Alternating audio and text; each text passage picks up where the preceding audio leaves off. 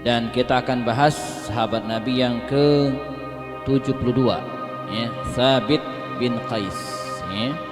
Jadi pertemuan lalu Ubadah bin Samit itu sahabat Nabi yang ke-71. Hari ini kita akan bahas ya, sahabat Nabi yang ke-72 Thabit bin Qais Al-Ansari radhiyallahu anhu. Satu hal yang saya ingin sampaikan jamaah, mumpung ingat, dan ini penting ya, tidak ada hubungan dengan ini ya. Barusan saya lihat ada di antara kita jamaah sholat berjamaahnya dua grup gitu ya. Di antara adab sholat berjamaah itu, kalau dalam satu masjid yang masih relatif kecil seperti ini ya, nggak boleh ada dua imam ya, mesti satu imam ya. Jadi yang datang belakangan jangan bikin saf sendiri, jangan bikin jamaah sendiri, gabung dengan yang sudah ada. Kalau nggak mau gabung, tunggu sampai dia selesai ya, jangan sampai di situ amin, di sini amin ya. Nanti kalau bikin tiga lagi jadi kacau gitu ya. Nah, itu adab sholat berjamaah. Jadi kalau kita masuk ke masjid, begitu ada yang sholat dan kita pengen sholat berjamaah juga, gabung dengan dia. Berapapun rekatnya kita ikutin. Nanti yang tinggalnya kita sempurnakan, masbuk. Ya. Hatta bahkan dia sedang tahiyat, kalau nggak mau ikut sudah kadung tahiyat, tunggu aja sampai dia salam, baru kemudian kita takbir bikin jamaah sendiri. Jadi tidak boleh bikin dua jamaah. Ya. Jadi perhatikan gitu ya. Ini berulang-ulang ya saya sampaikan, ini adab sholat berjamaah ya. Bahkan hal yang seperti ini sudah dikaji lebih awal oleh Imam An-Nawawi dalam kitab Al-Majmu'-nya dengan sangat detail jemaah. Sampai pada titik misalnya gini, boleh niat imam dengan makmum pun berbeda, itu nggak masalah ya. Yang satu sholat maghrib, makmumnya sholat isya, nggak masalah, boleh, sah ya. Asal sholatnya sejenis. Jangan yang satu sholat zuhur, yang satu sholat jenazah, itu nggak boleh ya. Tapi kalau satu sholat zuhur di belakangnya sholat asar, tidak ada masalah, sah-sah saja ya. Bagaimana kalau terjadi perbedaan pendapat, perbedaan rakaat, ya, tinggal sempurnakan ya. Misalnya imamnya sholat maghrib, misalnya ya maghrib sudah 2 rakaat misalnya, di belakang ikut maghrib, ikut ya. Dapat 2 rakaat, nanti dia masbuk ditambah dengan 1 rakaat.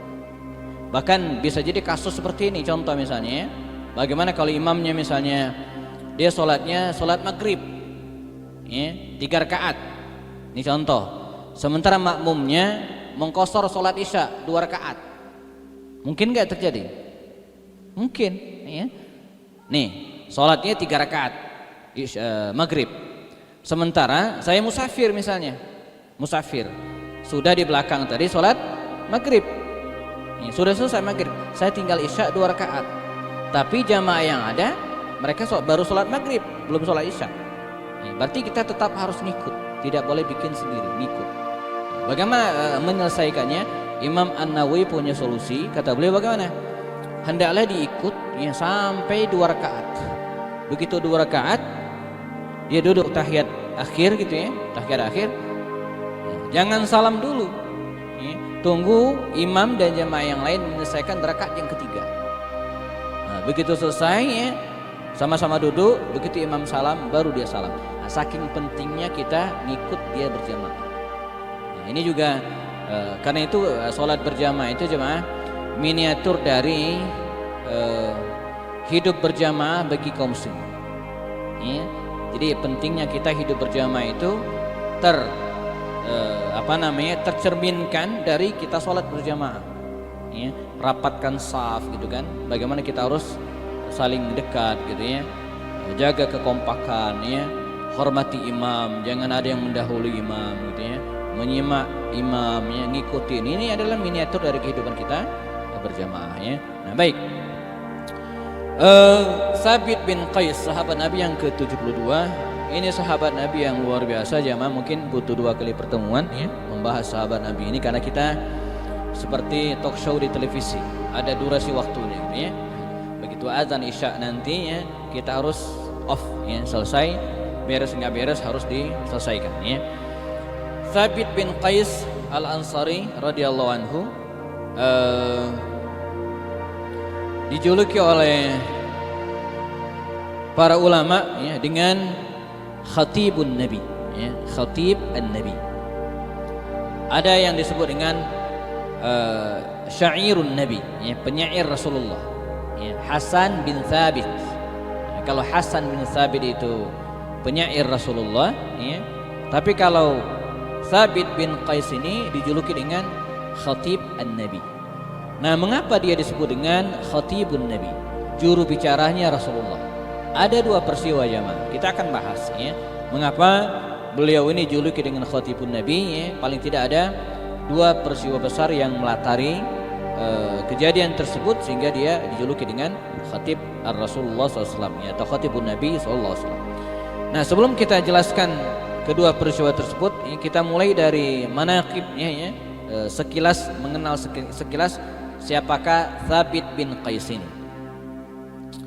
Al-Ansari ya. Jadi ketika disebut kata Al-Ansari ya, saya pernah jelaskan dalam pertemuan-pertemuan kita sebelumnya, secara umum sahabat Nabi itu dibagi oleh Al-Quran menjadi dua, minal muhajirina wal ansar.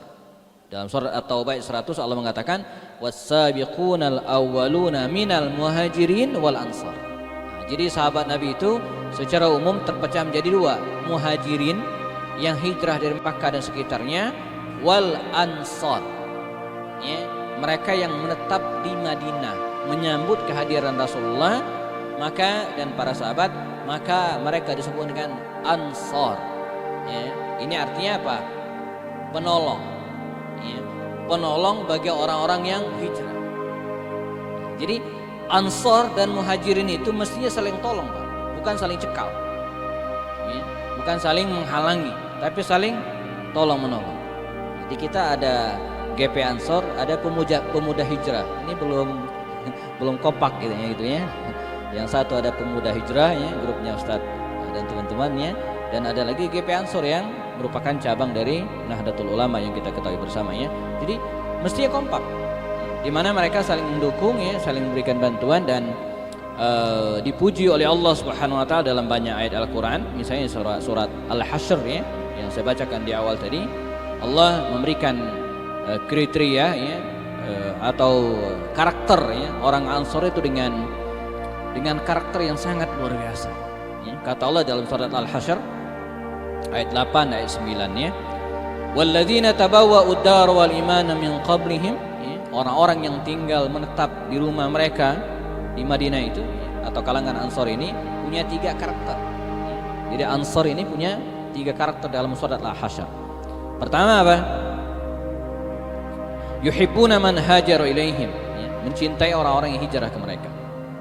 Walladzina tabawwa'u ad-dar wal imana min qablihim yuhibbuna man hajaru ilaihim. Mencintai orang-orang yang hijrah ke mereka, enggak dibenci, tidak merasa tersaingi ya, tidak akan merasa was-was ya, tidak khawatir. Yuhibbuna man hajaru ilaihim wa la yajiduna fi sudurihim hajatan mimma utu. Wala yajiduna fi sudurihim, tidak ditemukan dalam dada mereka ya, hajatan, motivasi apapun, kepentingan apapun terhadap apa yang telah mereka berikan ya, mereka ngasih rumah, ngasih makan, ngasih semua yang dibutuhkan oleh orang muhajirin tersebut, dan pemberian mereka itu full, betul-betul ikhlas karena Allah SWT, tidak ada harapan dan balasan apa ya. Wala yajiduna fi suduri hajatan mimma utu wa yu'thiruna ala anfusihim walau kana bihim khasasah. Bahkan mereka berbuat isar. Isar itu artinya mendahulukan kepentingan saudaranya di atas kepentingan mereka sendiri. Nah, ini karakter orang Ansor. Nah, Thabit bin Qais ini jamaah ya, huwal ansari, dari kalangan al-ansar. Huwa minal ansar ya. Thabit bin Qais bin Syammas bin Zuhair bin Malik ya, al-Khazraji. Nah, kita pernah jelaskan muhajirin, ansar. Nah, ansar ini terbagi dua secara umum ya, ada 2 kabilah besar di dalam ansar ini. Apa itu? Kabilah Aus dan kabilah Al-Khazraj. Al-Aus wal Khazraj ya. Kabilah Aus misalnya Sa'ad bin Mu'adz ya, itu pimpinan kabilah Al-Aus. Pimpinan kabilah Al-Khazraj antara lain Sa'ad bin Ubadah ya, Maka orang-orang mengatakan pada waktu itu, andai Rasulullah bisa mengislamkan, menaklukkan, menundukkan Sa'dan 2 saat, maka Rasulullah akan menaklukkan Madinah, akan menundukkan Madinah. Dan betul, belakangan Sa'ad bin Mu'adz Al-Ausi, ya, dari kalangan Aus masuk Islam, dan Sa'ad bin Ubadah Al-Khazraji masuk Islam. 2 saat masuk Islam, dan ya, Madinah pun ya, berada dalam naungan Islam, ya, atau mendukung dakwah Rasul SAW. Huwa minal Khazraj, dari kalangan kabilah Al-Khazraj. Dulu jamaah, Al-Khazraj dan Aus ini ya, sebelum kehadiran Nabi ke Madinah perang terus. Ya, ini 2 kabilah besar ini tidak pernah kompak, dan konflik ya, yang terjadi antara Aus dan Al-Khazraj ini ya, ini dipelihara, dibikin. Saya pernah ceritakan, kaidah penjajahan kan sederhana, divide et impera, pecah belah dan jajah. Yahudi sengaja datang dari berbagai wilayah, mereka masuk ke Madinah Al-Munawwarah menanti Nabi akhir zaman itu, menanti Nabi akhir zaman. Sementara mereka menanti Nabi akhir zaman, versi mereka, harapan mereka lahir dari orang-orang Yahudi ya, maka mereka harus menguasai Madinah. Bagaimana mereka menguasai Madinah? Dengan cara mengadu domba ya, masyarakatnya. Sebab ketika mereka konflik berkepanjangan, diadu domba terus menerus, maka mereka akan lemah, dan situlah mereka dikuasai. Rumus Belanda menjajah kita kan begitu juga tuh. Diadu domba kita ya, antara misalnya Sultan Hasanuddin di Makassar dengan rakyatnya sendiri diadu domba. Tuanku Imam Bonjol di mana? Sumatera ya, Sumatera Barat ya, dengan tokoh adat diadu domba dan pecahlah perang Badri. Ya. Di Banten juga demikian, Sultan Ageng Tirtayasa gitu ya, diadu domba dengan anak kandungnya sendiri Sultan Haji. Ya. Berantem perang. Ya. Belanda berada di pihak anak-anaknya Sultan Haji, dan dua-duanya kemudian bisa ditaklukkan sehingga Belanda bisa menguasai Banten dan sekitarnya. Jadi begitu Belanda, ya. Mereka bisa menguasai Indonesia dengan mengadu domba antar suku, antar kabilah dan masyarakat. Nah, Yahudi juga demikian. Mereka mengadu domba ya, orang-orang Ansor ya, terutama kalangan Aus dan Al-Khazraj. Sabit bin Qais ini jamaah terkenal sebagai orang yang fasih bicaranya gitu ya. Jahirus saut, demikian ya, suaranya lantang. Ya, suaranya lantang. Lalu kemudian dikenal sebagai orang yang cerdas dan berani. Ya, ini karakter umum bangsa Arab pada waktu itu. Mereka adalah orang-orang yang berani. Ya. Istrinya adalah Jamilah binti Abdullah bin Ubay bin Salul. Ya. Ini saya masukkan di sini. Nanti kita akan ketemu lagi ya, bagaimana istrinya ini meminta cerai. Ya. Khulu, ya, yang dalam kajian fikih Islam ada pembahasan tersebut. Nanti kita akan jelaskan. Ibunya adalah Hindun At-Taiyah ya, juga orang Madinah asli ya. Maka dengan posisi demikian Al-Thabit bin Qais ini ya, termasuk orang yang terkemuka di kalangan Al-Ansar ya. Lalu ketika sebagian ya, para pemuda Madinah masuk Islam ya, kita pernah ceritakan dalam sesi-sesi sebelumnya, jelang Nabi hijrah ke Madinah ya, ada 6 orang pemuda dari Madinah datang ke Mekah. As'ad bin Zurarah dan kawan-kawan, berenam mereka membaiat Rasulullah dan masuk Islam. Pulang lagi mereka ini, tahun depan balik lagi, jadi 12 orang ya, 12 orang ini membaiat Rasulullah, menyatakan diri masuk Islam. Nah, peristiwa ini disebut dengan Bai'atul Aqabatil Ula, Bai'at Aqabah pertama. 12 orang masuk Islam, balik lagi ke Madinah ya. Dan mereka bukan hanya 12 yang balik, tapi Nabi menyertakan seorang sahabatnya namanya Mus'ab bin Umair. Ya, maka berangkatlah Mus'ab bin Umair ini ke Madinah menyertai 12 nuqaba, 12 naqib yang diangkat oleh Rasul sebelumnya. Ya. Nah, begitu Mus'ab bin Umair datang ke Madinah dan menginap di rumah As'ad bin Zurarah, yang Allah ya, disinilah banyak yang memeluk Islam. Di antaranya adalah Thabit bin Qais bin Syammas Al-Ansari. Jadi bisa disebut jamaah, huwa dia ini ya minas sabiqinal awwalin, termasuk orang-orang yang pertama-tama masuk Islam, yang dipuji oleh Allah dalam surat At-Taubah dan dijamin surga. Radhiyallahu anhum wa radu'an wa a'adda lahum jannatin tajri tahtal anhar. Allah meridhai mereka dan mereka pun ridho kepada Allah, dan Allah menyiapkan bagi mereka surga yang mengalir di bawahnya sungai-sungai. Jadi banyak jaminan ya, Sabit bin Qais ini masuk surga. Bahkan nanti kita ketemu lagi hadis teks Rasul mengatakan bal huwa min ahlil jannah, kata Rasul. Ya, dia adalah penghuni surga. Nabi sendiri mengatakan bal huwa min ahli al jannah. Nanti kita akan jelaskan. Ya, jadi Sabit ini termasuk generasi awal. Ya, ini juga pelajaran bagi kita jamaah. Bagaimana kita dianjurkan dalam Islam itu untuk terdepan dalam kebaikan. Ya, terdepan dalam kebaikan. Pokoknya kalau perbuatan tersebut, aktivitas tersebut baik, kita harus berada di terdepan. Bahkan mengapa kita sholat gitu ya, dianjurkan untuk berada di saf terdepan. Kata Rasul, "Lau ya'lamuna ma fi saffil awwali ya, wal azan la atauhuma walau bi qur'ah." Ya. Andai mereka tahu atau bahkan kalian tahu, kata Rasul, keutamaan saf pertama dan azan, pasti kalian akan mendatanginya walau bi qur'ah, walaupun dengan cara diundi. Kita diperintahkan untuk buruan ya, rebutan saf pertama dan azan. Mengapa azan? Karena azan itu ya pasti orang yang pertama datang ke masjid. Enggak mungkin saya belum ketemu muazin kemudian sholat masbuk gitu ya. Pernah enggak Pak? Ada enggak? Muazin sholatnya masbuk? Ada di musola saya, anak kecil yang azan Pak. Begitu azan dia main pergi, dicariin mak. Enggak tahu dia pergi. Nah, namanya anak kecil gitu ya. Begitu komat, dia masbuk gitu, ketinggalan ya. Ini namanya anak kecil ya. Mestinya tidak. Maka dalam adabnya ya, walaupun tidak menjadi kewajiban dalam mazhab Syafi'i ya, siapa yang azan maka dia yang aqamah ya. Tapi ini enggak wajib. Dalam mazhab Syafi'i dibolehkan orang yang azan dan yang lain qomat. Tapi sebaiknya ya, bukan keharusan, sebaiknya siapa yang azan maka dia yang iqamah juga ya, walaupun bukan hal yang wajib. Huwa minal awwalin ya, termasuk orang yang pertama masuk Islam. Berkat dakwah Mus'ab bin Umair ya, sahabat Rasul yang sangat terkenal, pernah kita bahas ya, sosok Mus'ab bin Umair ini, dan dikenal sebagai orang yang cerdas ya. Orang yang cerdas itu jamaah, orang yang dengan gampang menerima dan menyerap kebenaran, itu cerdas.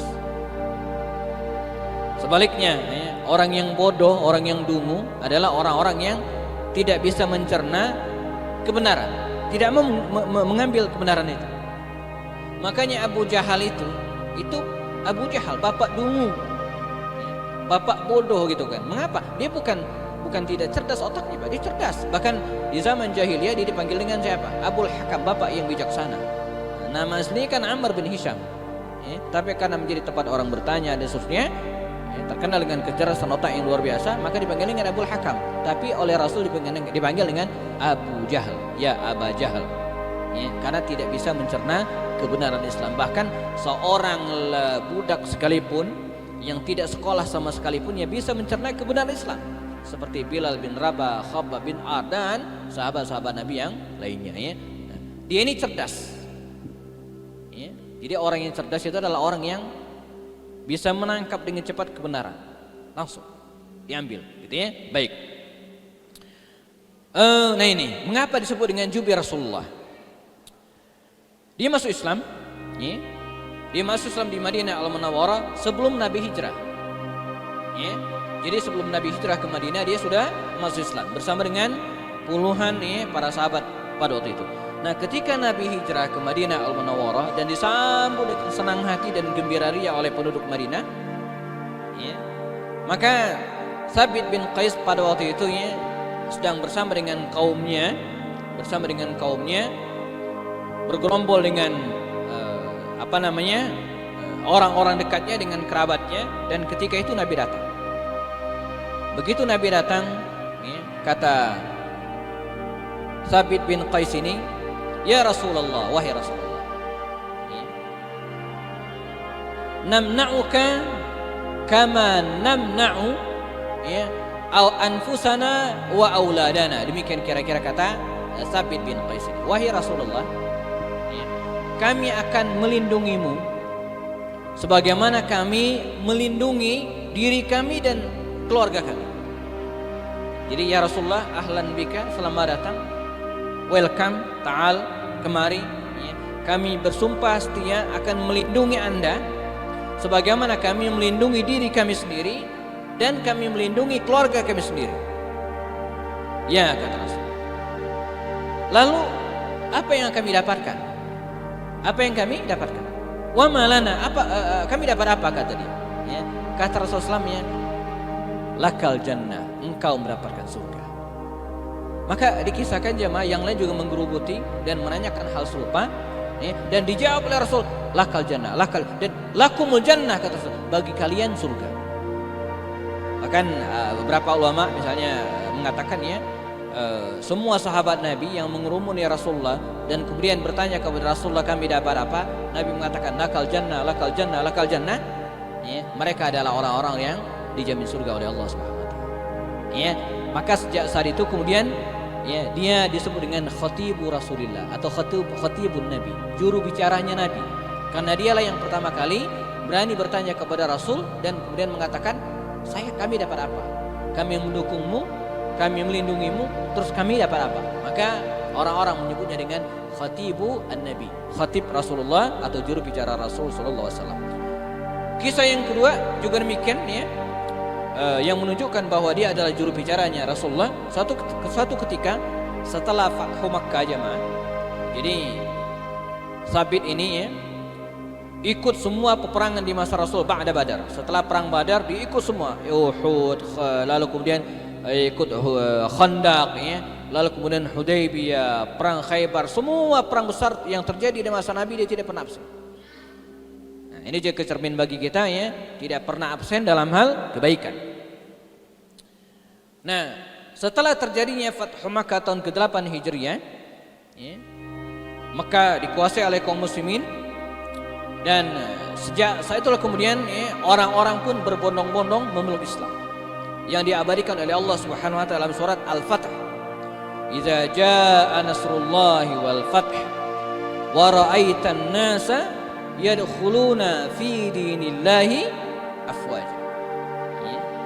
Manakala datang pertolongan Allah dan Fathu Makkah, wa ra'aitan nas, dan engkau melihatnya Muhammad, manusia, yadkhuluna fi dinillah, masuk ke dalam Islam, afwaja, faujun ba'da fauj, bergelombang. Jadi kalau sebelumnya masuk Islam itu satu-satu, dua-dua, berkeluarga, ini enggak, per kampung, menghadap baginda Rasul, sehingga terjadi lonjakan yang sangat dahsyat ya setelah Fathu Makkah itu. Jadi kalau kita lihat semacam perjalanan jumlah pengikut Rasulullah itu, ketika berdakwah di Makkah, 13 tahun berdakwah di Makkah, pengikut Rasul itu jamaah tidak lebih dari 300 orang. Begitu hijrah ke Madinah, pada perang Badar ya, pesertanya sekitar 313 orang. Perang Uhud langsung 700. Perang Khandaq 3000. Kemudian puncaknya kapan ya? Ketika terjadi perang Tabuk 30.000. Cepat gitu ya. Fathu Makkah, yang ikut Fathu Makkah saja itu 10.000. Ketika Nabi akan meninggal dunia ya, di mana dilaksanakan Haji Wada, ya, ada yang bisa tahu berapakah jumlah kaum muslimin, jumlah para sahabat Nabi yang menyertai Rasulullah ketika terjadi Haji Wada, haji terakhir jelang 2,5 bulan sebelum Nabi meninggal. Jadi Haji Wada itu terjadi kira-kira 2,5 bulan sebelum Nabi wafat ya. Bulan Zulhijjah Nabi pulang, Muharram, Safar, Rabiul Awal Nabi meninggal ya, 12 Rabiul Awal. Jadi hanya 2,5 bulan pulang dari Haji Wada Nabi meninggal dunia. Nah, berapakah peserta atau para sahabat Nabi yang mengikuti Rasulullah dalam Haji Wada itu? Syekh Safiyur Rahman Al-Mubarakfuri dalam kitabnya Ar-Rahiqul Maktum mengatakan 3 riwayat, 100.000, 120.000 dan 124.000. Dan mereka lah para sahabat Rasulullah. Makanya saya optimis jamaah Kalau kajian kita ini walaupun seminggu sekali terus berlangsung ya, bahkan ada juga yang nanya, Ustadz, kalau ini acara kita seminggu sekali, nanti sahabat Nabi bisa kita bahas semua atau bisa kehabisan stok sahabat Nabi gitu ya? Sekarang saja sudah 72. Saya bilang insya Allah enggak, ya, insya Allah enggak akan kehabisan stok. Para sahabat Nabi itu banyak. Secara pribadi jamaah, saya pernah nulis 101 sahabat Nabi. 101 biografi sahabat Rasulullah. Teman-teman googling silakan 101 sahabat Nabi karya Happy Andi Bastoni. Klik, langsung keluar gambarnya ya, gambar bukunya. Ya. Tapi sebelum klik, kata Ustadz Abdul Somad, pastikan kuota pulsanya ada. Kalau nggak ada nggak muncul-muncul, jangan nyalain saya gitu ya. Dan itu ada 2 jilid. Berarti berapa? 202 sahabat Nabi. Jadi tenang ya Ma ya. Kalau hari ini adalah sahabat Nabi yang ke-72 kita bahas, saya masih punya stok berapa tuh? 202 dikurang 72 berapa lagi? Berapa? Berapa? Oke, kalau ngitung duit cepet kayaknya ya. 202 dikurang 72, 71. 100? 130. Masih banyak kan? 130 pekan lagi, insya Allah. Setahun aja 52 pekan ya. Aman, 2 tahun ke depan saya masih merem insya Allah ya. Bahannya masih cukup ya.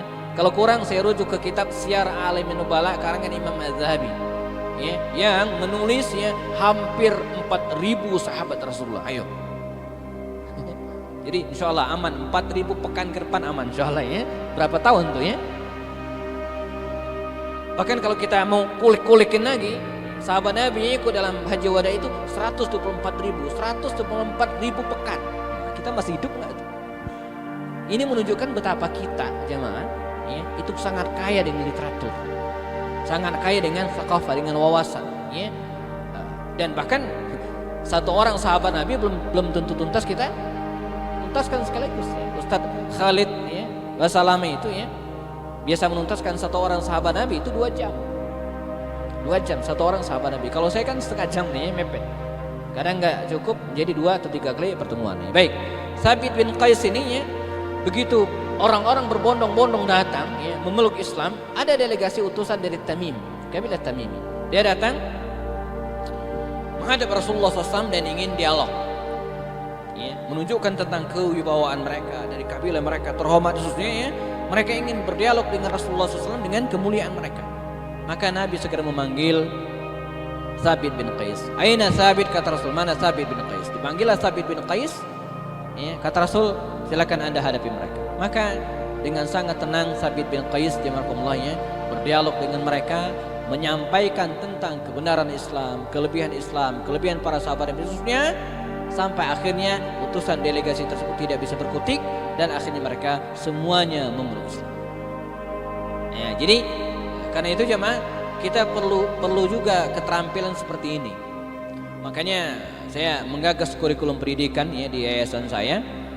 Paling tidak ada 4 skill yang harus kita tanamkan kepada anak-anak sejak kecil. Pertama, episode dengan skill leadership, kepemimpinan. Harus ya, dari sekarang kita harus melahirkan, menciptakan, mengkondisikan calon pemimpin supaya 10 tahun ke depan kita nggak bingung lagi nyari pemimpin siapa. Ya, diciptakan, dibikin, disiapkan dari sekarang leadership. Ya, Nabi itu jauh sebelum menjadi Rasul sudah dididik oleh Allah SWT menjadi pemimpin. Dengan cara apa misalnya? Menggembalakan kambing. Itu latihan memimpin. Ya. Sayyidina Umar bin Khattab itu pernah mengatakan, saya kata Umar bin Khattab merasakan efek yang luar biasa ketika saya menjadi khalifah dengan pengalaman saya menggembalakan ternak milik bapak saya. Jadi Umar itu bukan pengusaha di masa mudanya, tapi peternak. Ya, ngurusin ternak bapaknya yang galak itu. Bapaknya Umar itu galak. Maka ada yang mengatakan bapaknya Umar itu Al-Khattab itu ya, lebih sayang kepada hewannya dibanding kepada Umar. Kalau Umar nggak balik Pak, dia tenang aja, hewannya hilang dia ngamuk gitu kan. Ada orang seperti itu gitu ya. Jadi kata Umar Khattab, saya merasakan ada efek luar biasa ya ketika saya menjadi khalifah hari ini dengan pengalaman saya menggembalakan ternak dulu. Jadi menggembalakan ternak itu belajar apa? Memimpin ya, ngatur. Kan di situ ada seni ngatur gitu kan, mencari ma'isyah ya, tempat di mana ternak tersebut bisa mencari makan, ya. Kemudian apalagi mengkoordinasi, mengawasi gitu kan, jangan sampai bawa ternak 50 pulang tinggal 30, itu nggak benar tuh, ya. Atau jangan-jangan bawa 50 pulang 55, punya orang nggak ambil. Saya suka bimbing jamaah umroh, ya, sudah masuk bus saya hitung lagi tuh, kok dihitung Ustadz? Iya, takut lebih, saya bilang gitu kan, bukan takut kurang, takut lebih. Jangan sampai anak Arab ikut satu ke Indonesia, kan kawan. Belajar kontrol, belajar ngawasin. Kata Rasulnya, kuntu ar'aha, saya dulu mengembalakan kambing, ternak, dan kemudian diberikan upah. Leadership. Yang kedua entrepreneurship, ya. Yang ketiga adalah public speaking, dan yang keempat militer. 4, ya. Pertama leadership, yang kedua entrepreneurship, yang ketiga public speaking, latihan bicara, ya. Ini PR kita hari ini, Bang. Anak-anak kita minta uangnya kadang ada yang via WhatsApp ke bapaknya, padahal bapaknya di situ. Kan konyol gitu kan. Emak-emak juga begitu, ya, minta uang jajan, uang tambahan belanja, ya, via WhatsApp, padahal suaminya ada di sampingnya. Ini kan kawan. Ini alat komunikasi tapi kadang menghambat komunikasi. Banyak orang satu ruangan, emaknya ada, bapaknya ada, anaknya ada, neneknya ada, ngobrol enggak, semua asik begini. Ini kan lucu jadinya, jadi ini menghambat komunikasi namanya, ya. Padahal ini alat komunikasi. Ini public speaking. Bagaimana generasi kita hari ini harus latihan bicara, ya. Kalau kita ketemu hari ini ada anggota dewan, ketika rapat DPR, MPR, ya, dia kalah bicara, banting kursi, ngangkat meja, yakinlah dia nggak belajar public speaking. Bukan begitu bicara, ya. Jadi Sabit bin Qais ini, ya, adalah teladan dalam public speaking. Bagaimana dia menjadi seorang orator yang luar biasa, mendebat lawannya dan kemudian bisa menaklukkan mereka dalam berbicara, ya. Baik. Ini yang saya maksud tadi, jazakumullah, ya. Dia pernah menceraikan istrinya, atau tepatnya diminta, ya. Ja'at imra'atu Thabit ibn Qais, ya, bin Syammas ila Nabi, ya. Istri Thabit bin Qais yang namanya Jamilah bin Abdullah bin Ubay bin Salul tadi, ya, datang menghadap Rasul sallallahu alaihi wasallam, datang menghadap Nabi sallallahu alaihi wasallam. Faqalat ya Rasulullah, kemudian dia mengatakan, wahai Rasulullah, ma anqimu ala Thabitin fi dinin wala khuluqin illa anni akhaful kufr. Ya Rasulullah, saya katanya bukan tidak senang, ya, bukan dendam, bukan membenci Thabit fi din, baik dalam hal agama ataupun akhlaknya, ya. Tetapi katanya illa anni akhaful kufr, ya, saya hanya takut kufur, ya. Jadi ini istrinya, ini jamaah, Jamilah bin Abdullah bin Ubay bin Salul ini, ya, yang merupakan istri dari Thabit bin Qais ini, dia tidak suka dengan suaminya. Bukan karena agama, bukan karena akhlak, dia nggak suka. Maka dalam Islam, jamaah, ini panjang nih kalau cerita tentang babu al-khitbah, ya, bab tentang melamar, ya. Dalam Islam, seorang ayah wali itu tidak boleh memaksakan anak perempuannya untuk menikah dengan orang yang tidak disukai, itu nggak boleh. La tunkahul mar'atu, tidak boleh dipaksa nikah seorang perempuan, ya, hatta tustamara, sampai dimintain berapa, tanyain mau nggak. Di kita kan ada dua kutub. Ada kutub barat, di mana seorang wanita boleh nikah dengan siapapun, nggak mesti ngomong dengan ayah dan walinya. Ada kutub Siti Nurbaya, di mana seorang ayah maksa anaknya nikah dengan Datuk Maringgi, kan begitu ceritanya, ya. Nah, dalam Islam enggak. Seorang wanita tidak boleh menikah kecuali minta izin walinya. Dan sebaliknya, walinya tidak boleh memaksa anaknya untuk menikah dengan orang yang tidak disukai. Ini luar biasa. Begitu keadilan Islam, ya. Jadi enggak main, si ayah enggak boleh main paksa, si anak juga harus tahu adab. Bahkan teman-teman baca kitab Subul Salam karangan Imam As-San'ani, itu menarik bab ini, ya, ketika bicara tentang proses bagaimana seorang ayah yang ingin menikahkan anak gadisnya. Dia nggak boleh menikahkan anak gadisnya ini sampai ditanya dulu, nak mau nikah dengan si fulan nggak? Nah, ketika seorang ayah, jamaah, bertanya kepada anaknya, nak, anak perempuannya, mau nggak nikah dengan Abdullah, ini contoh. gitu waktu pada punya beliau ya. Mau nggak nikah dengan si fulan. Nah kalau anaknya diam, itu artinya anaknya suka. Ya, karena lazimnya perempuan pemalu, nggak mungkin. Oh ya Pak, iya pak, nggak mungkin. Biasanya dia diam. Ya. Diam artinya suku tuha idnuha, diamnya itu artinya setuju. Bagaimana kalau dia menangis? Mungkin nggak? Ditanya bapaknya, nangis. Mungkin nggak? Nah, nangis itu yes atau no? Setuju atau tidak? Ya. Mulai air mata yang keluar gitu kan, sesenggukan ya. Itu setuju atau tidak? Bisa setuju, bisa enggak? Nah Imam As-Sun'ani itu menarik, kata beliau, kalau seorang ayah menemukan anaknya menangis, ketika ditanya mau nikah dengan si fulan atau tidak, maka hendaklah ayah tersebut mengambil air matanya dan dicicipin, dijilat, asin atau tawar. Kalau asin artinya anaknya nggak mau, kalau tawar anaknya mau. Terus terang, saya baru sekedar teori, belum pernah praktikkan. Karena anak saya baru tamat SMA, baru mau kuliah gitu kan, berharap nggak nyampe gitu-gitu amat gitu ya. Ditanya sudah ada keputusan. Jadi sampai sedetail itu lah Islam, nggak boleh. Nah demikian juga dengan istrinya ini, dia nggak suka. Ini bukan karena Sabit ini nggak mau sholat, bukan karena dia pemabuk, bukan akhlak, bukan. Dia nggak suka aja, nggak suka. Dia mengadu kepada Rasulullah, ya Rasulullah, saya nggak suka dengan suami saya. Nah kita melihat bagaimana Islam memberikan solusi dalam hal ini. Kata Rasul apa? Waqala Rasulullah bersabda, faturiddina alaihi hadiqah. Ya, kata Rasul, maukah engkau ya mengembalikan kebun? Ya, artinya mengembalikan kebunnya. Mungkin tadi maharnya atau mungkin milik perempuan tersebut. Nah, ini disebut dengan khulu jemaah. Ya, dalam kaidah fikih disebut dengan khulu. Di mana jadi sebenarnya perempuan itu punya hak ya untuk menceraikan dalam tanda kutip atau minta cerai. Walaupun keputusan akhir yang menceraikan adalah suami. Dalam kajian psikologis ini benar. Hak menceraikan itu berada pada suami, pada laki-laki, bukan pada wanita. Sebab kalau berada pada wanita, bisa sehari 3 kali menceraikan suaminya. Saya pengalaman ngurus yang beginian. Saya dulu punya sepupu ya, kita berangkat jalan-jalan ya. Di tengah jalan istrinya ngambek Pak, minta cerai. Bayangin kalau hak cerai itu ada pada istri, 3 kali dia bisa menceraikan suaminya setiap hari gitu kan. Nah makanya berada pada, tapi dia bisa mengupayakan, bisa minta ya, minta khulu. Dengan cara apa? Dengan cara membayar. Maka diserahkanlah kebunnya dan oleh Rasul dipisahkan. Ini disebut dengan al-khulu ya. Nah disinilah luar biasanya Sabit ya, dia hak dia untuk mengatakan tidak, karena Juwairiyah ini menjadi miliknya.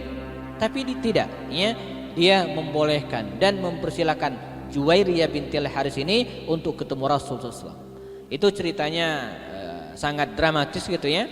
Waktu itu Aisyah radhiyallahu anha ya sedang berada di sebuah tenda dan Nabi sedang berada di tenda yang lain. Keluarlah Juwairiyah bintil Haris ini jamaah dari tendanya Sabit bin Qais dan yang lainnya menuju ke arah Rasulullah, tenda Rasulullah. Aisyah ngintip. Kata Aisyah, seorang wanita cantik. Juwairiyah bintil Haris ini cantik. Bahkan bukan hanya Jamilah, bukan Jamilah itu cantik ya, tapi ada kalimat yang lebih cantik dari itu. Apa itu? Saya lupa ya. Maliha, innaha maliha. Kata Aisyah, ini wanita bukan hanya cantik tapi menarik. Kata Aisyah mengatakan, sungguh laki-laki manapun yang melihat wanita ini pertama kali pasti ingin menjadikannya sebagai istri. Wanita ini berjalan ke tenda Rasulullah. Kita bayangkan kondisi psikologis Aisyah ya, cemburunya luar biasa gitu kan. Wanita cantik bahkan menarik. Kata Aisyah, siapapun yang pertama kali melihat perempuan ini pasti pengen menjadikannya sebagai istri. Nah dia berjalan menuju ke tenda Rasulullah. Kata Aisyah, coba kita saya ingin perhatikan. Kalau dia keluar nanti dalam keadaan pakaian seperti ini, berarti Nabi membebaskannya. Tapi kalau dia keluar dalam keadaan mutahajjibah, berhijab, berarti Nabi sudah menjadikannya sebagai istri. Maka datanglah dan ditunggulah, masuklah Juwairiyah bintil Haris ini ke hadapan Rasulullah. Terjadi dialog dan puncaknya kata Rasulullah SAW, ya ketika dia minta ingin dibebaskan, kata Rasul, ya Juwairiyah, apakah engkau mau ya saya berikan sesuatu yang lebih dari kebebasan? Ya, dimerdekakan itu yang luar biasa, tapi saya akan menawarkan, kata Rasul, kedudukan, makanan yang lebih dari sekedar kebebasan. Kata Juwairiyah, mau ya Rasulullah, apa itu? Engkau saya jadikan sebagai istri, kata Rasul. Dan ini kehormatan yang luar biasa. Dan Juwairiyah pun menerimanya, sehingga ketika dia keluar sudah menggunakan mutahajjibah, sudah berhijab. Kata Aisyah, ya, sungguh Rasul telah menjadikannya sebagai istri. Yang luar biasa jemaah, pada hari di mana Juwairiyah bintul Haris dinikahi oleh Rasulullah SAW, dan ketika orang-orang tahu bahwa Juwairiyah sudah menjadi istri Nabi, maka tawanan-tawanan perang tersebut semuanya dibebaskan dan semuanya masuk Islam.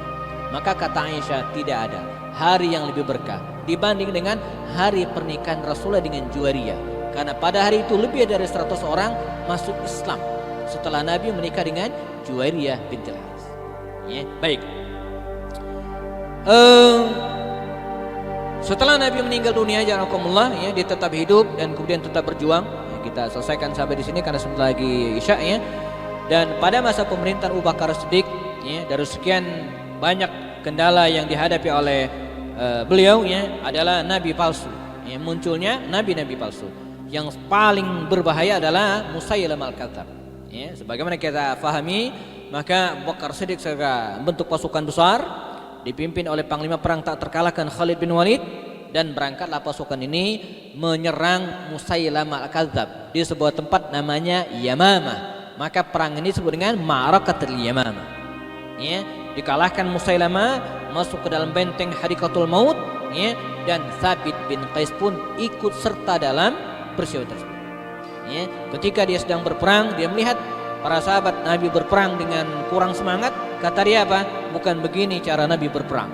Maka dia maju ke depan dan terus menyerang sampai kemudian dia syahid, meninggal dunia dan terbunuh dalam perang Yamamah tersebut. Ya, dia meninggal dunia pada tahun ke-13 Hijriah pada masa pemerintahan Sayyidina Abu Bakar Siddiq. Nah, ketika dia meninggal dunia, nakumullah, tidak hanya sampai di situ, Nabi juga pernah, ya, menyebutnya sebagai amma tarda an ta'isha hamidan wa tuqtal syahidan wa tadkhul jannata.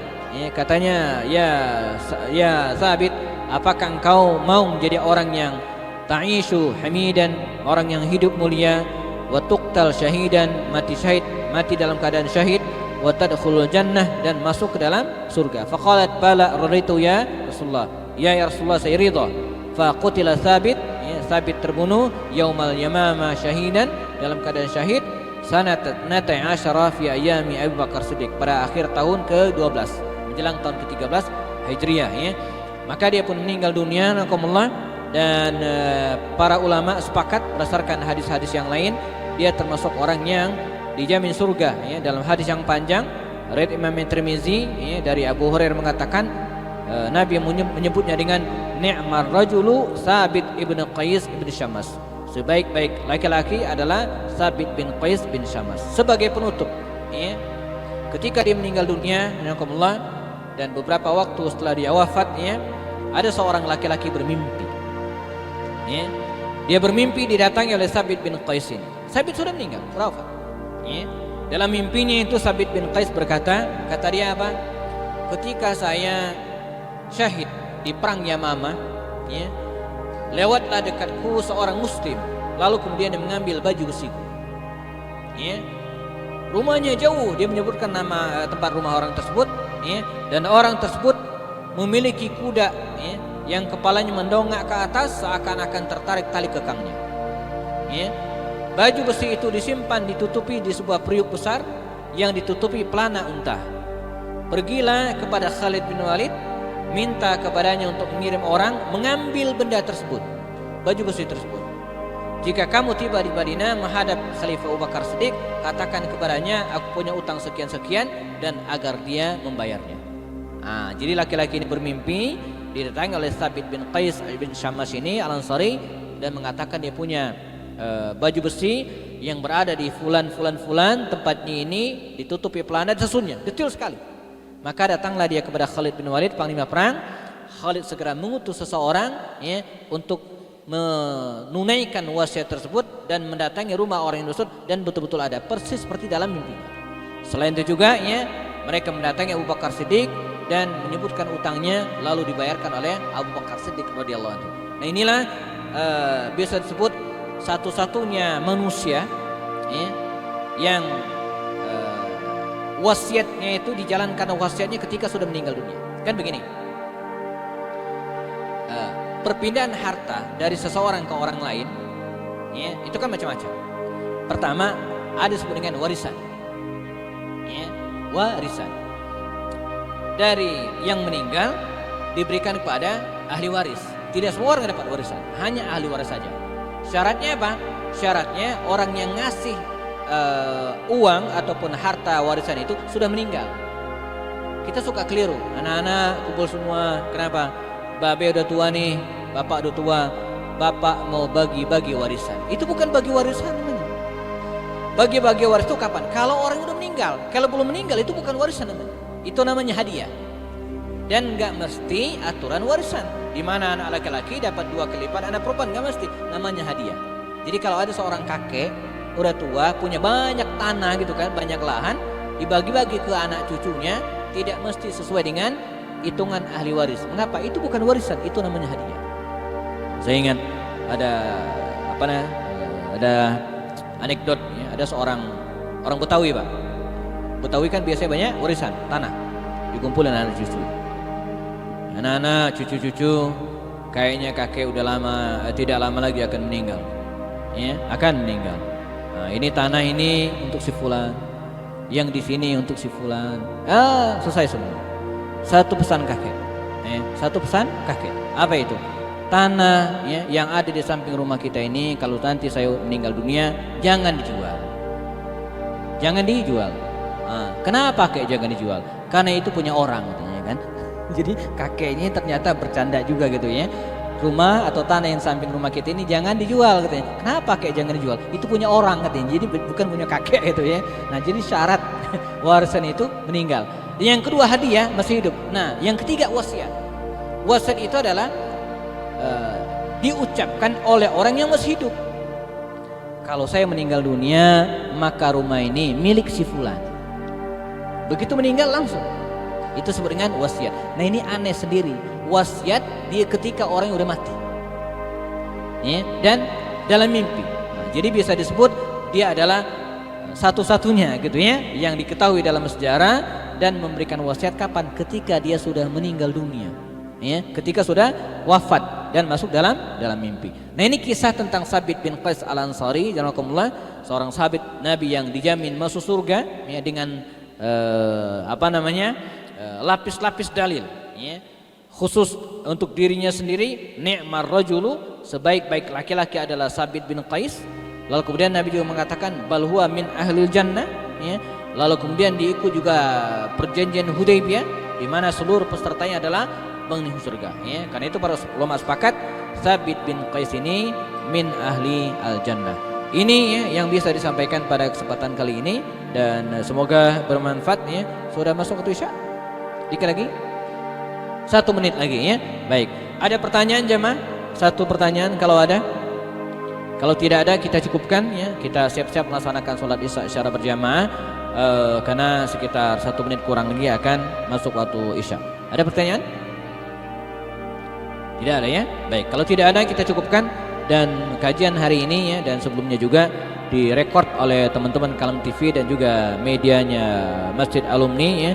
Bagi yang tidak sempat mencatat atau pengen menyimak ulang ya, silakan datangi klik ya akun Kalam TV ataupun Masjid Alumni. Ceramah-ceramah yang disampaikan oleh para ustadz sebelumnya juga ada di akun tersebut insyaallah dan semoga bermanfaat. Demikian jazakumullah khair jaza. Kita siap-siap melaksanakan sholat Isya secara berjamaah. Ketemu lagi pada sesi berikutnya insyaallah pekan depan pada seri yang ke-151 pada sahabat Nabi yang lain insyaallah. Demikian kita cukupkan dengan kafarat majlis. Subhanakallahumma wa bihamdika asyhadu an la ilaha illa anta astaghfiruka wa atubu ilaik. Assalamualaikum warahmatullahi taala wabarakatuh. Bismillahirrahmanirrahim. Assalamualaikum warahmatullahi taala wabarakatuh. Alhamdulillah, assalatu wassalamu ala rasulillah wa ala alihi wa sahbihi wa mawalah. Rabbi syrah li sadri wa yassir li amri wa hlul uqdatan min lisani yafqahu qawli. Qala ta'ala fi kitabihil karim, walladzina tabawwa'u ad-dara wal imana min qablihim yuhibbuna man hajara ilaihim wa la yajiduna fi sudurihim hajatan mimma utu wa yu'thiruna ala anfusihim walau kana bihim khasasah wa may yuqa syuhha nafsihi fa ulaika humul muflihun. Hadirin dan jamaah salat maghrib jelang isya Masjid Alumni IPB rahimakumullah, kita bersyukur pada hari ini masuk tanggal 7 Zulhijjah ya, yang juga bertepatan dengan tanggal 7 Agustus ya. Sudah masuk hari Kamis dalam hitungan Hijriah tanggal 7, tanggal 8-nya hari Tarwiyah di hari Jumat ya, 9 insyaallah hari wukuf di Arafah ya. Kita disunahkan melaksanakan saum Arafah. Bagi yang tidak sedang wukuf dianjurkan berpuasa Arafah di tanggal 9 atau hari Sabtu nanti insyaallah. Sehingga hari Ahadnya kita beridul Adha. Jelang waktu Isya ke depan sekitar 30 menitan ya, jelang azan Isya, sebagaimana biasa setiap Rabu ba'da maghrib kita isi dengan kajian rutin Sirat Sahabat The Series ya, Sirah Sahabat The Series, serial Sahabat Rasulullah. Ini adalah pertemuan ya, yang ke-150. Jadi pekan lalu 149, ini adalah pertemuan yang ke-150. Kita sedang membahas sahabat Rasulullah ya, Thabit bin Qais Al-Ansari jilid 2 ya. Mengapa disebut jilid 2? Karena pada pekan lalu kita sudah bahas ya, bagian pertama dari kisah sahabat Nabi. Jadi beberapa sahabat Nabi itu jamaah ya, tidak cukup diuraikan dalam satu kali pertemuan ya, bisa 2 atau mungkin 3 kali pertemuan ya, karena banyaknya hikmah dan keteladan yang bisa kita ambil dari kehidupan orang-orang mulia tersebut. Thabit bin Qais Al-Ansari ya, sekedar mengingatkan lagi ingatan kita tentang sahabat Nabi ini. Al-Ansari ya, artinya dia orang Madinah ya. Ada Muhajirin, ada Ansar. Karena Al-Ansari maka dia penduduk Madinah, para penolong yang dipuji oleh Allah Subhanahu wa taala dalam surat Al-Hasyr, walladzina tabawwa'u ad-dara wal imana min qablihim yuhibbuna man hajara ilaihim ya, orang Ansar itu mencintai orang yang hijrah ke mereka, wala yajiduna fi sudurihim hajatan mimma utu, dan tidak ditemukan motivasi apapun, hajat apapun dalam diri mereka terhadap apa yang telah diberikan ya, mencintai orang yang datang lalu kemudian apa yang diberikan ya, tidak berharap imbalan ya, tidak ada ganjalan apapun. Bahkan ya, wa yu'thiruna ala anfusihim walau kana bihim khasasah, mereka itsar, mendahulukan kepentingan saudaranya di atas kepentingan dirinya sendiri. Huwal Ansari, dari kalangan Ansar. Masuk Islam di awal-awal ya, berkat dakwah Mus'ab bin Umair ya, duta pertama Rasul ketika datang ke Madinah Al-Munawwarah ya, pun pernah kita tuntaskan ya. Nah, dia membersamai Rasul dalam semua peperangan alhamdulillah ya, kecuali perang Badar ya, karena waktu itu dia tidak sempat ikut ya. Sisanya Uhud, Khandaq, lalu kemudian apalagi ya, Hudaybiyah dan sampai ke Tabuk dia pernah ikut bersama Rasul SAW. Nah, dalam peristiwa-peristiwa inilah ada beberapa kejadian menarik yang mungkin kita bisa ceritakan ya pada kesempatan kali ini ya. Di antaranya jamaah ada kisah Thabit bin Qais ya, dengan seorang Yahudi namanya Zubair bin Battah ya, bukan Zubair bin Awam ya. Kalau Zubair bin Awam itu Muhajirin ya, sahabat Rasulullah. Nah, jadi dulu jamaah Madinah itu sebelum Nabi datang dikuasai oleh orang-orang Yahudi. 3 kabilah Yahudi, Bani Qainuqa, Bani Nadir, Bani Quraiza. Nah, ini setiap kali pertemuan saya ceritakan terus ya. Bani Qainuqa, Bani Nadir dan Bani Quraiza. Mereka lah yang menguasai Madinah, baik secara ekonomi ataupun secara politik. Dengan cara apa? Melemahkan penduduk Madinah agar dia lemah, diadu domba. Dalam sebuah peperangan ya, antara Aus dan Al-Khazraj, dua kabilah besar Madinah waktu itu ya. Thabit bin Qais yang berasal dari kabilah Al-Khazraj ini berhasil ditawan oleh musuh mereka ya dari kabilah Aus. Ya. Nah, dia ya Thabit ini bersahabat dengan orang-orang Yahudi Bani Quraizah, maka dia pun dibebaskan. Ya, demikian ceritanya ya. Jadi Thabit bin Qais ini ditawan, ya, lalu kemudian atas bantuan seorang Yahudi Bani Quraizah namanya Zubair bin Battah, akhirnya Thabit ini dibebaskan dari tawanan tersebut. Nah, ketika Nabi datang dari Makkah ke Madinah jamaah dan kemudian menata ulang kota Madinah tersebut, membuat perjanjian dengan penduduk Madinah, dan satu demi satu orang-orang Yahudi tadi berkhianat. Ya, setelah perang Badar berkhianat Yahudi Bani Qainuqa. Ya, diusir dan kemudian diperangi oleh Rasul. Setelah perang Uhud berkhianat Yahudi Bani Nadir ketika mereka ingin membunuh Rasulullah. Diusir oleh Rasul dan kaum muslimin sehingga mereka melarikan diri ke Khaybar. Ada lanjutannya perang Khaybar. Nah, setelah perang Khandaq, Badar, Uhud, Khandaq, berkhianatlah Yahudi Bani Quraizah. Disinilah ya kisah itu bertemu lagi. Kalau dulu Thabit bin Qais Al-Ansari ini yang ditawan musuhnya dan dibebaskan oleh Zubair bin Battah dari Quraizah. Nah, sekarang gantian, giliran Zubair bin Battah lah yang ditawan oleh kaum muslimin. Ya, saya ingin supaya ceritanya asli jamaah ya, kita terjemahkan sama-sama, tapi masih dalam bentuk MS Word ya. Kisah bagaimana hubungan antara Zubair bin Battah ini dengan Thabit bin Qais ini. Ya. Nah, sekarang giliran Zubair yang ditawan. Apa yang dilakukan? Ya, kita bacakan kisahnya. Diriwayatkan oleh Imam Ibnu Ishaq. Ya. Waqad kana Thabit ibn Qais ibn Syammas. Ya. Ata Zubaira ibn Battah al-Qurazi wa kana Zubair qad manna ala Thabit ibn Qais bin Syammas fil jahiliyah. Jadi ketika Zubair bin Battah Yahudi Bani Quraizah ini ditawan, maka dia segera didatangi oleh Thabit bin Qais ini. Ya. Dan ini ceritanya fa innahu kana min alaihi min yaumi bu'as. Dulu Thabit bin Qais ini ya punya utang, demikian kira-kira ya, karena Zubair bin Battah ini telah menyelamatkan dia dari tawanan pada perang Bu'ats. Ya. Akhadhahu fa jazza nasiyatahu thumma khalla sabilahu. Ya, yang pernah dibebaskan. Nah, sekarang faja'ahu Thabitu wa huwa syaikhun kabir fi ma'rakati Bani Quraizah. Nah, sekarang gantian dia mendatangi Zubair bin Battah. Ya. Wa arada an yarudda lahu ya dainahu wa ihsanahu. Nah, dia pengen membalas jasa. Bisa difaham ceritanya.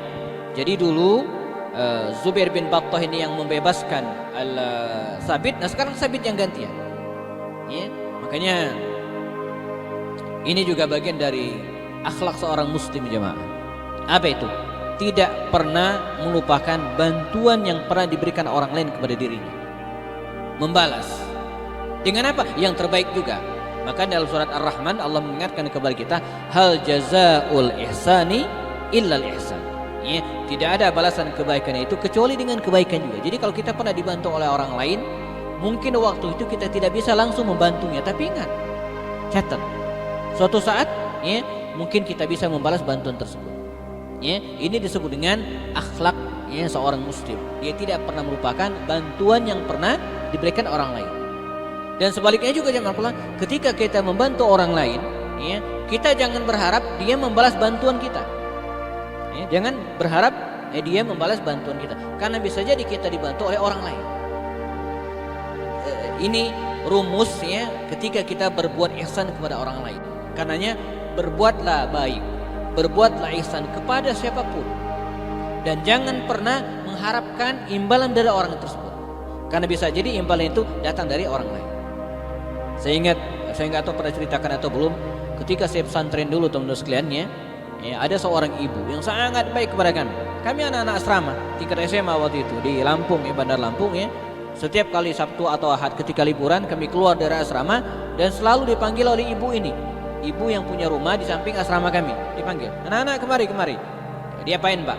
Teman-teman sekalian ya, kami dikasih teh manis, dikasih singkong goreng, dikasih dan seterusnya. Baik sekali, dan itu sering. Ya, lama-kelamaan kita mikir, ini ibu baik banget kepada kita. Ya, kepada kami anak-anak rantau, anak-anak asrama yang sedang pesantren di sana ya. Nah akhirnya ya dia cerita, kata dia begini, sambil santai kata dia, anak sekalian katanya, saya terus terang berbuat baik ya, kepada kalian hari ini ya. Ini bahasa yang saya tangkap ya. Kata dia, ya tentu tidak berharap imbalan dari kita ya, karena kita anak-anak rantau, enggak ada yang bisa diberikan apapun ya. Tapi apa katanya, saya berbuat baik kepada teman-teman hari ini, ngasih singkong goreng ya, kemudian rebus dan kemudian teh manis sesekali juga. Kata dia apa?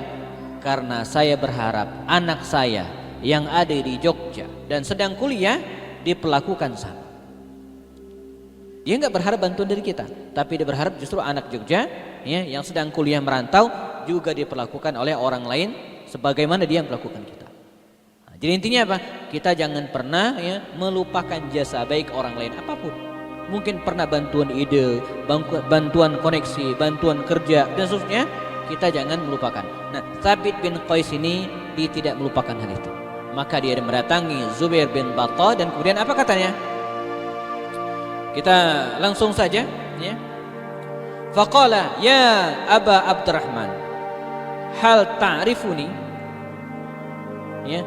Apakah engkau masih mengenal saya? Kata Thabit bin Qais.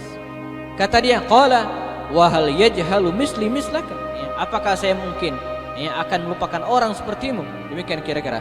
Inni qad aradtu an ajziyaka biyadika indi. Ya. Sungguh saya ingin membalas jasamu dengan tanganku sendiri sebagaimana engkau dulu telah membantu saya. Kata Thabit bin Qais kepada Zubair bin Battah ini. Ini ceritanya menarik teman-teman sekalian, maka saya uraikan pelan-pelan ya. Qala innal karima yajzil karim.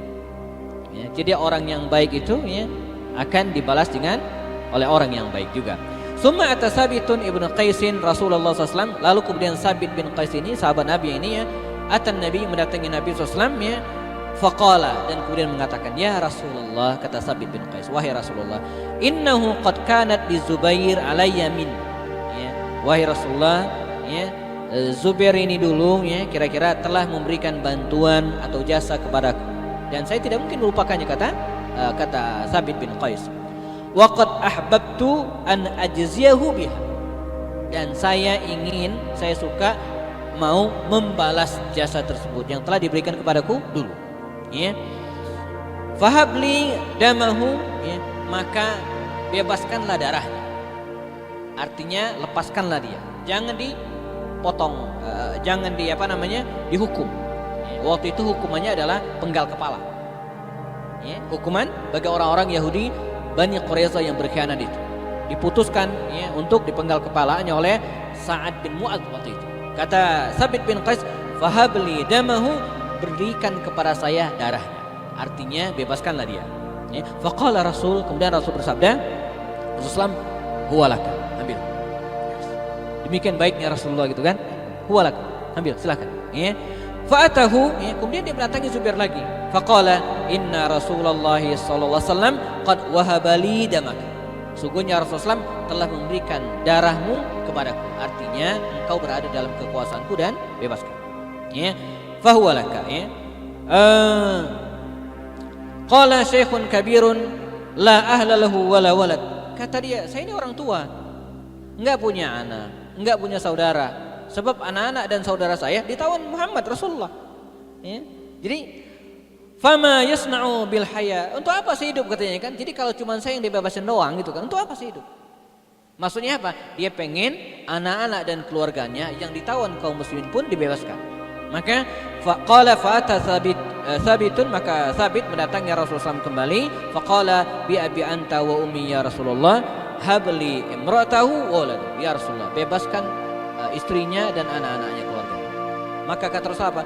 Hum laka, mereka untuk dibebaskan lagi. Dirinya dibebaskan, keluarganya dibebaskan ya. Fa'atahu ya, kemudian dia mendatangi lagi. Qad wahaba li Rasulullah SAW ya ahlaka waladak. Rasulullah telah membebaskan keluargamu dan anak-anakmu ya. Fahum laka, dan mereka adalah milikmu, dikembalikan. Faqala ahlu baitin bil Hijaz la mala lahum fama baqauhum ala dzalik. Kata dia, ini orang Yahudi luar biasa gitu kan, kemaruk kalau bahasa kita ya. Sudahlah dibebaskan dirinya, sudah dilepaskan keluarganya, tapi dia nanya lagi, saya nggak punya harta, nggak punya apa-apa, untuk apa hidup, kata gitu kan. Artinya apa? Diminta harta yang dijadikan oleh kaum muslimin sebagai rampasan perang itu, ghanimah itu, minta dikembalikan.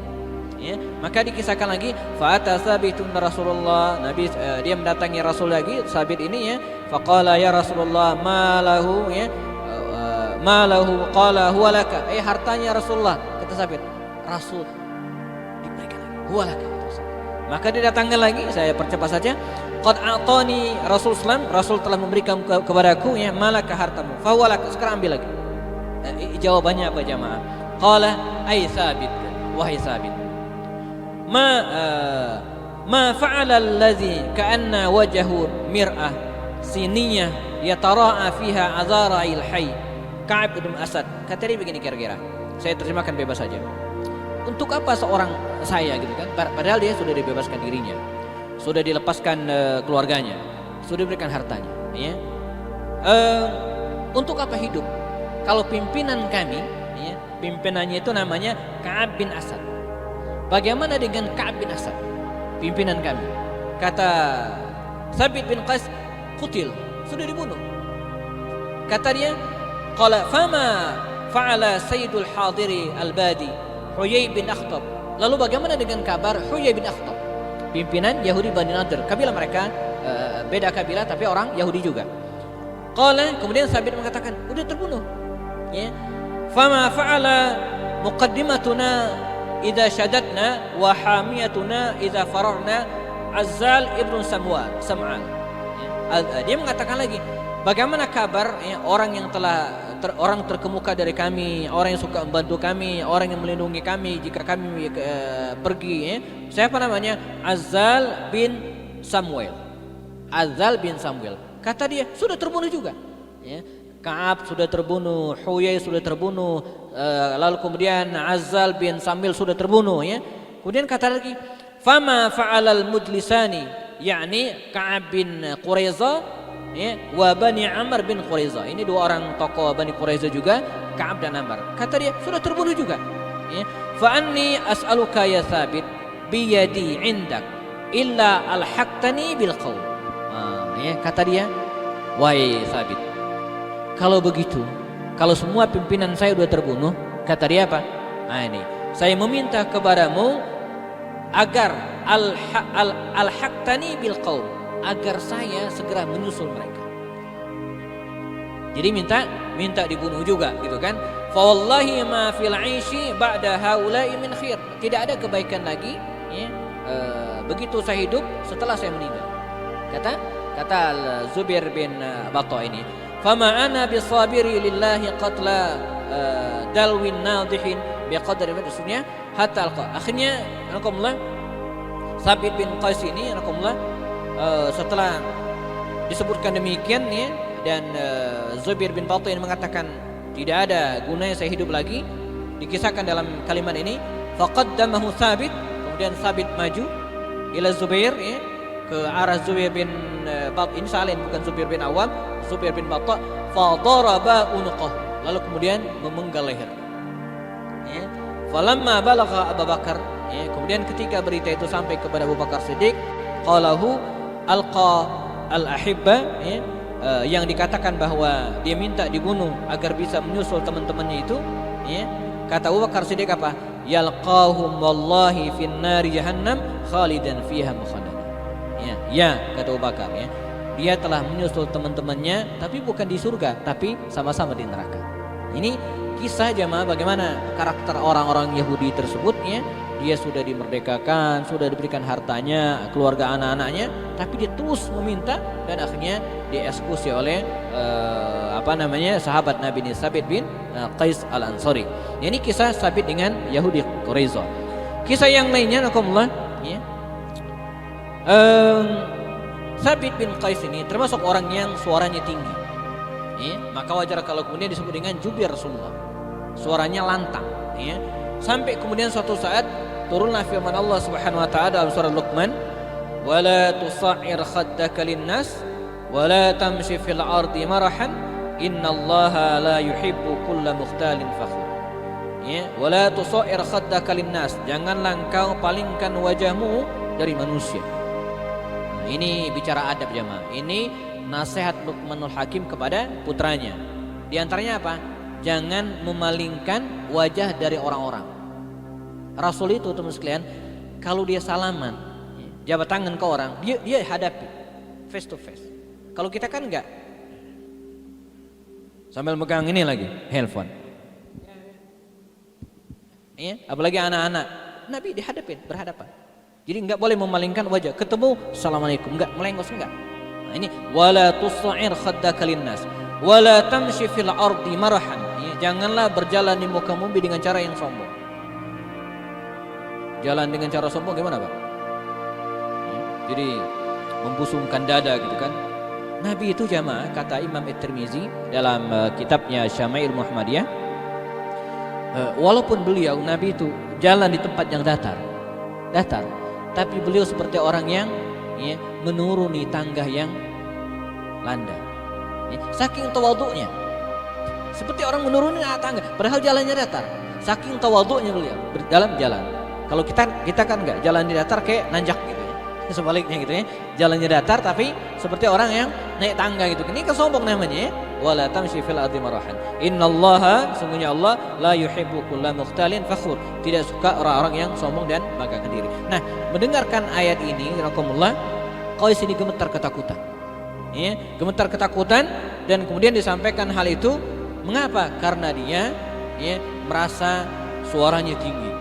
Merasa suaranya meninggi, lebih tinggi dari Rasulullah SAW. Sampai kemudian turunlah ayat yang lain dalam surat Al-Hujurat yang lebih detail lagi. Ya. Jadi ayat yang tadi saja sudah membuat dia gelisah dan merasa masuk neraka. Ditambah lagi dengan ayat ini. Ya, kata Allah apa? Dalam surat Al-Hujurat, "Ya ayyuhalladzina amanu," wahai orang-orang yang beriman, "la tarfa'u aswatakum fawqa sautin nabi." Janganlah kalian meninggikan suara di atas suara Nabi. Ya, wala tajharu lahu bil qaul. Jangan juga ya, kamu mengeraskan perkataan kajahri ba'dikum li ba'din, sebagaimana kalian telah mengeraskan suara terhadap yang lain.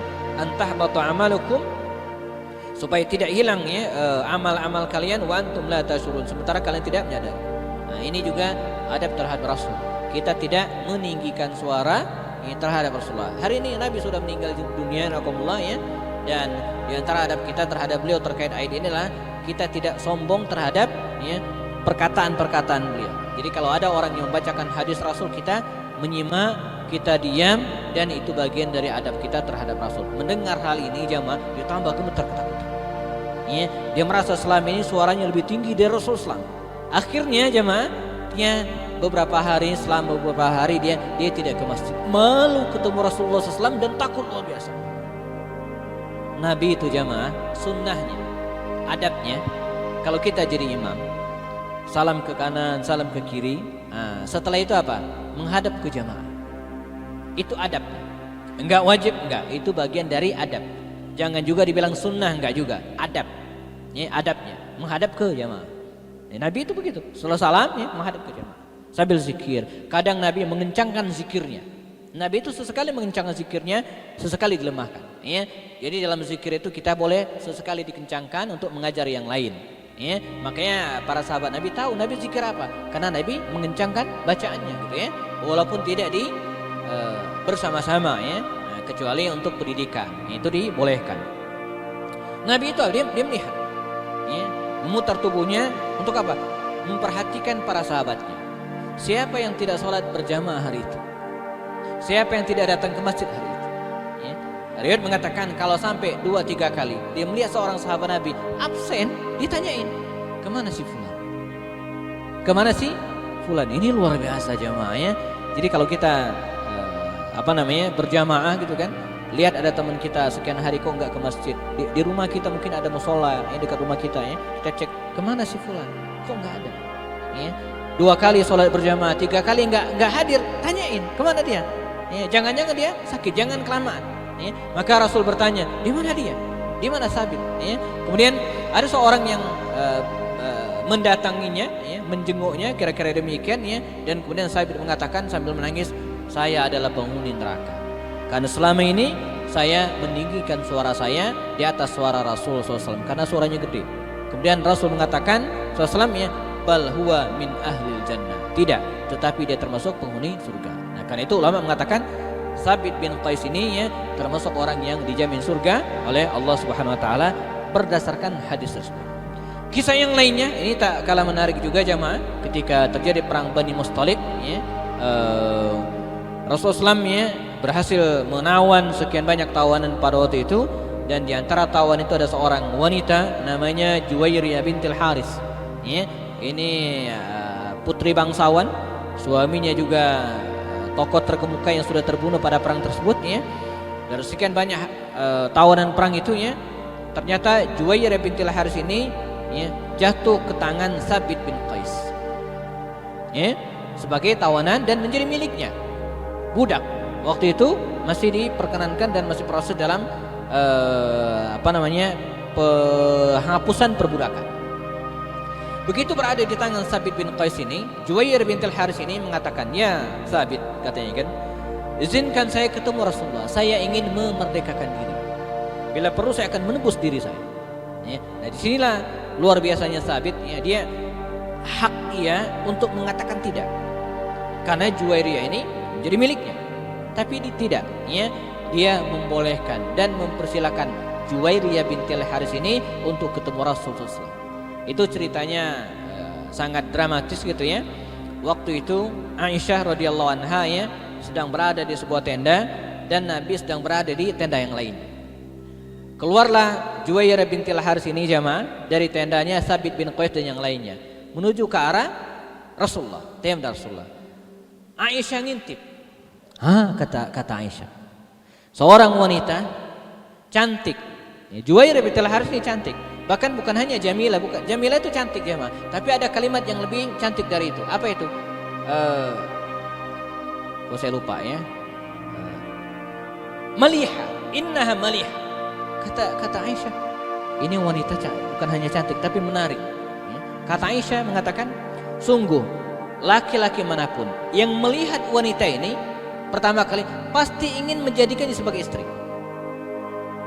Wanita ini berjalan ke tenda Rasulullah. Kita bayangkan kondisi psikologis Aisyah, ya, cemburunya luar biasa gitu kan. Wanita cantik bahkan menarik. Kata Aisyah, siapapun yang pertama kali melihat perempuan ini pasti pengen menjadikannya sebagai istri. Nah, dia berjalan menuju ke tenda Rasulullah. Kata Aisyah, coba kita saya ingin perhatikan. Kalau dia keluar nanti dalam keadaan pakaian seperti ini, berarti Nabi membebaskannya. Tapi kalau dia keluar dalam keadaan mutahajjibah, berhijab, berarti Nabi sudah menjadikannya sebagai istri. Maka datanglah dan ditunggulah, masuklah Juwairiyah bintil Haris ini ke hadapan Rasulullah. Terjadi dialog dan puncaknya kata Rasulullah SAW, ya, ketika dia minta ingin dibebaskan, kata Rasul, ya Juwairiyah, apakah engkau mau, ya, saya berikan sesuatu yang lebih dari kebebasan? Dimerdekakan itu yang luar biasa, tapi saya akan menawarkan, kata Rasul, kedudukan, makanah yang lebih dari sekedar kebebasan. Kata Juwairiyah, mau ya Rasulullah, apa itu? Engkau saya jadikan sebagai istri, kata Rasul. Dan ini kehormatan yang luar biasa. Dan Juwairiyah pun menerimanya, sehingga ketika dia keluar sudah menggunakan mutahajjibah, sudah berhijab. Kata Aisyah, ya, sungguh Rasul telah menjadikannya sebagai istri. Yang luar biasa jemaah, pada hari di mana Juwairiyah bintil Haris dinikahi oleh Rasulullah SAW, dan ketika orang-orang tahu bahwa Juwairiyah sudah menjadi istri Nabi, maka tawanan-tawanan perang tersebut semuanya dibebaskan dan semuanya masuk Islam. Maka kata Aisyah, tidak ada hari yang lebih berkah dibanding dengan hari pernikahan Rasulullah dengan Juwairiyah, karena pada hari itu lebih dari 100 orang masuk Islam setelah Nabi menikah dengan Juwairiyah bintil Haris. Ya, baik. Setelah Nabi meninggal dunia, jazakumullah, ya, dia tetap hidup dan kemudian tetap berjuang. Kita selesaikan sampai di sini karena sebentar lagi Isya, ya. Dan pada masa pemerintahan Abu Bakar Siddiq, ya, dari sekian banyak kendala yang dihadapi oleh beliau, ya, adalah nabi palsu. Ya, munculnya nabi-nabi palsu. Yang paling berbahaya adalah Musailamah al-Kadzdzab. Ya, sebagaimana kita fahami, maka Abu Bakar Siddiq segera membentuk pasukan besar dipimpin oleh panglima perang tak terkalahkan Khalid bin Walid, dan berangkatlah pasukan ini menyerang Musailamah Al-Kadzab di sebuah tempat namanya Yamamah. Maka perang ini disebut dengan Ma'rakatul Yamamah. Ya, dikalahkan Musailamah, masuk ke dalam benteng Hadikatul Maut, ya, dan Thabit bin Qais pun ikut serta dalam peristiwa tersebut. Ya, ketika dia sedang berperang, dia melihat para sahabat Nabi berperang dengan kurang semangat. Kata dia apa? Bukan begini cara Nabi berperang. Maka dia maju ke depan dan terus menyerang sampai kemudian dia syahid, meninggal dunia dan terbunuh dalam perang Yamamah tersebut. Ya, dia meninggal dunia pada tahun ke-13 Hijriah pada masa pemerintahan Sayyidina Abu Bakar Siddiq. Nah, ketika dia meninggal dunia, nakumullah, tidak hanya sampai di situ, Nabi juga pernah, ya, menyebutnya sebagai amma tarda an ta'isha hamidan wa tuqtal syahidan wa tadkhul jannata. Ya, katanya, ya Thabit, apakah engkau mau menjadi orang yang ta'ishu hamidan, orang yang hidup mulia, wa tuqtal syahidan, mati syahid, mati dalam keadaan syahid, wa tadkhulul jannah, dan masuk ke dalam surga. Faqalat bala raditu ya Rasulullah. Ya Rasulullah, saya ridha. Fa qutila Thabit, ya, Thabit terbunuh yaumal yamamah syahidan, dalam keadaan syahid, sanat 12 fi ayami Abu Bakar Siddiq, pada akhir tahun ke-12 menjelang tahun ke-13 Hijriah, ya. Maka dia pun meninggal dunia, nakumullah, dan para ulama sepakat berdasarkan hadis-hadis yang lain, dia termasuk orang yang dijamin surga, ya. Dalam hadis yang panjang riwayat Imam Tirmizi, ya, dari Abu Hurairah mengatakan, Nabi menyebutnya dengan ni'mar rajulu Thabit ibn Qais ibn Syammas. Sebaik-baik laki-laki adalah Thabit bin Qais bin Syammas. Sebagai penutup, ya, ketika dia meninggal dunia, nakumullah, dan beberapa waktu setelah dia wafat, ya, ada seorang laki-laki bermimpi, ya. Dia bermimpi didatangi oleh Thabit bin Qais ini. Thabit sudah meninggal, wafat. Ya. Dalam mimpinya itu Thabit bin Qais berkata, kata dia apa? Ketika saya syahid di perang Yamamah, ya, lewatlah dekatku seorang muslim, lalu kemudian dia mengambil baju besiku. Ya. Rumahnya jauh, dia menyebutkan nama tempat rumah orang tersebut, ya, dan orang tersebut memiliki kuda, ya, yang kepalanya mendongak ke atas seakan-akan tertarik tali kekangnya. Ya. Baju besi itu disimpan, ditutupi di sebuah periuk besar yang ditutupi pelana unta. Pergilah kepada Khalid bin Walid, minta kepadanya untuk mengirim orang mengambil benda tersebut, baju besi tersebut. Jika kamu tiba di Madinah menghadap Khalifah Abu Bakar Siddiq, katakan kepadanya aku punya utang sekian-sekian dan agar dia membayarnya. Nah, jadi laki-laki ini bermimpi didatangi oleh Thabit bin Qais bin Syammas ini Al-Ansari dan mengatakan dia punya baju besi yang berada di fulan, tempatnya ini ditutupi pelana sesungguhnya, detail sekali. Maka datanglah dia kepada Khalid bin Walid, panglima perang. Khalid segera mengutus seseorang, ya, untuk menunaikan wasiat tersebut dan mendatangi rumah orang yang tersebut, dan betul-betul ada persis seperti dalam mimpinya. Selain itu juga, ya, mereka mendatangi Abu Bakar Siddiq dan menyebutkan utangnya, lalu dibayarkan oleh Abu Bakar Siddiq radhiyallahu anhu. Nah, inilah bisa disebut satu-satunya manusia, ya, yang wasiatnya itu dijalankan, wasiatnya ketika sudah meninggal dunia. Kan begini, perpindahan harta dari seseorang ke orang lain, ya, itu kan macam-macam. Pertama, ada disebut dengan warisan, ya, warisan dari yang meninggal diberikan kepada ahli waris. Tidak semua orang dapat warisan, hanya ahli waris saja. Syaratnya apa? Syaratnya orang yang ngasih uang ataupun harta warisan itu sudah meninggal. Kita suka keliru, anak-anak kumpul semua. Kenapa? Babe udah tua nih, bapak udah tua, bapak mau bagi-bagi warisan. Itu bukan bagi warisan namanya. Bagi-bagi waris itu kapan? Kalau orang udah meninggal. Kalau belum meninggal itu bukan warisan namanya. Itu namanya hadiah. Dan nggak mesti aturan warisan, di mana anak laki-laki dapat 2 kali lipat anak perempuan, nggak mesti, namanya hadiah. Jadi kalau ada seorang kakek udah tua punya banyak tanah gitu kan, banyak lahan, dibagi-bagi ke anak cucunya, tidak mesti sesuai dengan hitungan ahli waris. Mengapa? Itu bukan warisan, itu namanya hadiah. Saya ingat ada anekdot, ya, ada seorang orang Betawi, Pak. Betawi kan biasanya banyak warisan tanah, dikumpulin anak cucu. Anak-anak, cucu-cucu, kayaknya kakek udah lama, tidak lama lagi akan meninggal. Ya, akan meninggal. Nah, ini tanah ini untuk si fulan, yang di sini untuk si fulan. Selesai semua. Satu pesan kakek. Satu pesan kakek. Apa itu? Tanah ya, yang ada di samping rumah kita ini, kalau nanti saya meninggal dunia, jangan dijual. Jangan dijual. Kenapa kakek jangan dijual? Karena itu punya orang, ya kan? Jadi kakeknya ternyata bercanda juga gitu ya. Rumah atau tanah yang samping rumah kita ini jangan dijual katanya. Kenapa kakek jangan dijual? Itu punya orang katanya. Jadi bukan punya kakek itu ya. Nah, jadi syarat warisan itu meninggal. Yang kedua hadiah masih hidup. Nah, yang ketiga wasiat. Wasiat itu adalah diucapkan oleh orang yang masih hidup. Kalau saya meninggal dunia, maka rumah ini milik si fulan. Begitu meninggal langsung. Itu disebut dengan wasiat. Nah, ini aneh sendiri. Wasiat dia ketika orang yang udah mati. Ya, dan dalam mimpi. Jadi bisa disebut dia adalah satu-satunya gitu ya yang diketahui dalam sejarah dan memberikan wasiat kapan? Ketika dia sudah meninggal dunia. Ya, ketika sudah wafat dan masuk dalam mimpi. Nah, ini kisah tentang Sabit bin Qais Al-Ansari, jazakumullah, seorang sahabat Nabi yang dijamin masuk surga ya, dengan lapis-lapis dalil ya. Khusus untuk dirinya sendiri, ni'mar rajulu, sebaik-baik laki-laki adalah Sabit bin Qais. Lalu kemudian Nabi juga mengatakan bal huwa min ahlil jannah ya. Lalu kemudian diikut juga perjanjian Hudaybiyah di mana seluruh pesertanya adalah penghuni surga ya. Karena itu para ulama sepakat Sabit bin Qais ini min ahli al jannah.